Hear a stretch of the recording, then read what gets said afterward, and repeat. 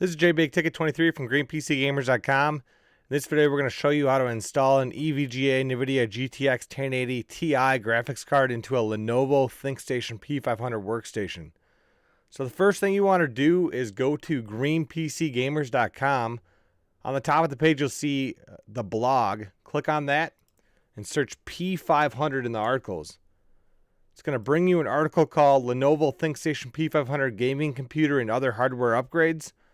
You'll want to go to this resource guide because we will tell you some of the prerequisites that you'll need to actually install a 1080 Ti if you want to emulate this video.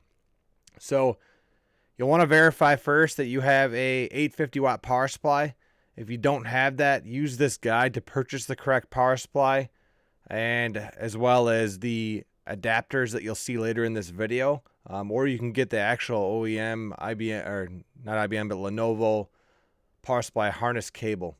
Now, if you already have an 850 watt power supply, great, you're set up for this video. But if you do not, check this part of the page out. There's also a whole bunch of other hardware upgrades that we give you information on. We don't sell any of the parts, but the information is free. So check this page out. Definitely bookmark it if you have a P500 workstation. It'll be very, very helpful to you. So let's get to the actual install. We've got our Thinkstation P500 workstation. We've got our 1080 Ti graphics card. And this is a refurbished workstation, as you can see by the dust on it. Here's our graphics card. And here are our adapters. Now, we upgraded our power supply in a previous video that you can check out from a 490 to an 850 watt power supply. So what that means is we don't have the dual 6-pin power cable harness that you would typically see in an 850 watt power supply P500. So because of that, we purchased two SATA to 6-pin power adapters that we're going to use to connect to two of our SATA cable or power cables that are built into the existing harness, and that's going to allow us to convert to an 8-pin adapter, which is right here. This is a dual 6-pin female to 8-pin adapter, and this came with the actual graphics card. So these adapters are really important. If you already have the dual 6-pin adapter built into your power supply cable harness, you'll only need one of these SATA to 6-pin adapters. So you'll still need one. They sell them in 2-packs. We have the link to buy them on GreenPCGamers.com on that P500 page. So regardless, you'll have a 2-pack, and you'll be able to use either one or two depending on your existing harness. Okay, so here's a little bit closer look at our graphics card. Now this graphics card requires one 8-pin and one 6-pin power adapter to supply sufficient power to it. If you don't plug them in, it's going to hang on post and it won't boot to your operating system. All right, so first put the system on its side, remove the side panel like we just showed you. Then you're going to have to remove that processor and memory airflow baffle. And then you'll see we're going to install our graphics card in this PCIe X16 Gen 3 slot. So we are going to remove our retention plastic piece. And this is going to eat up two slots, two PCI slots. All right, so we're going to back up a little bit here. So we're going to show you, if you don't know what wattage power supply you have, we're going to show you quickly how to remove your power supply and take a look at it. So it's an easy removal. There's a lever. You just lift up. It removes pretty quickly. So you're going to see, let's get a little bit of a clear picture of this. We have the 850 watt power supply installed. And like I said, we did this in another video. So if you need more information on that, check out that video. You can see that we have the 850 watt installed. It says it right on the stamp or on this label. This is the part number if you need it. Again, this part number is on GreenPCGamers.com. So it's really easy to swap this. You remove your existing power supply just like we did, and then we're going to show you how to reinstall it here in a second. So this is really, really important. If you are trying to install a 1080 Ti or even like a 1080 or any sort of high-end graphics card, you want to make sure you have the 850 watt power supply installed. And that will allow your system to be stable. Okay, so here's our existing cables. We have one 6-pin cable because I said we upgraded from the 490 watt. So we're going to have to steal from 2 of these SATA power connections. And so it was really hard to plug them in with one hand while holding this camera. So what we did is we plugged them in. So they're both of the SATA to 6-pin are plugged in already.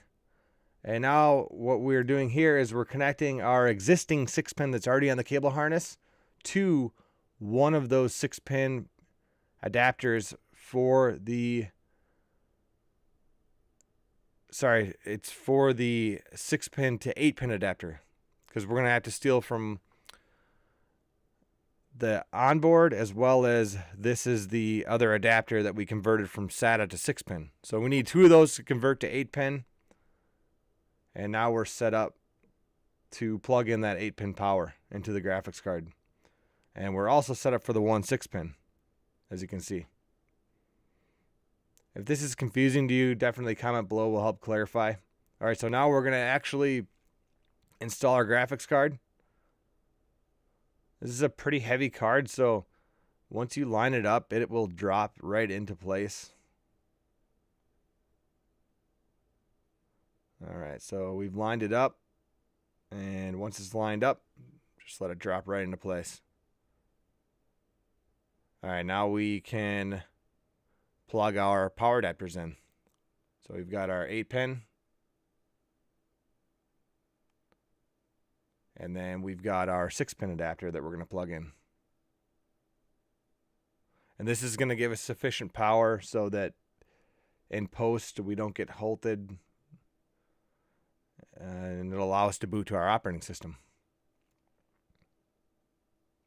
And there's enough room for this particular card to fit inside the chassis without having to cut a hole in the side panel. So if you take a look right here, it's the cables are kind of bunched up here. You want to make sure that none of these cables hit your GPU fans, as well as you don't want any of them to go inside this cooling fan over here as well.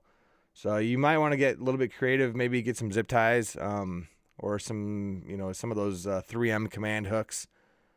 You can get creative about making this clean and make sure it doesn't actually hit any of these fans, because that would be a huge bummer if that happened.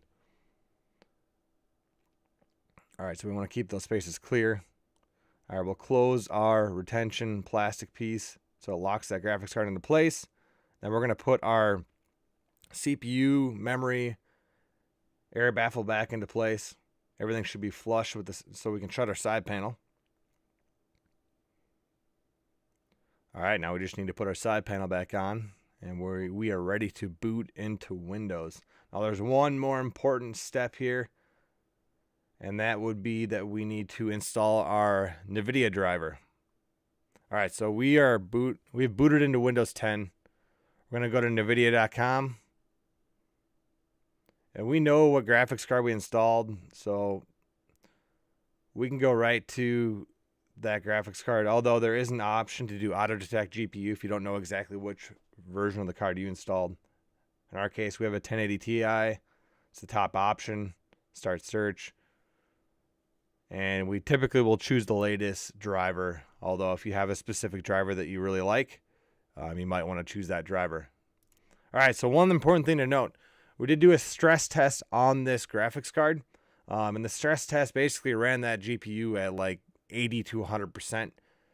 Inside the P500 chassis, the card did get pretty hot. So if you're going to use this card for like mining or other really high-end stress tests, or like if you're going to try to do 4K gaming with it, which it can run, you'll want to consider some alternative cooling options, maybe running the system with a side panel open or adding additional fans to the system. Just something to note if you upgrade your graphics card in your P500 to a 1080 Ti. So hopefully this video was helpful to you. If it was, please consider hitting the subscribe button. Also, we do monthly giveaways on our Facebook page, which is GreenPCGamers.com, no spaces. All you have to do is like the page and you'll qualify for those giveaways. And we're happy to see you join our community. Thank you so much for watching.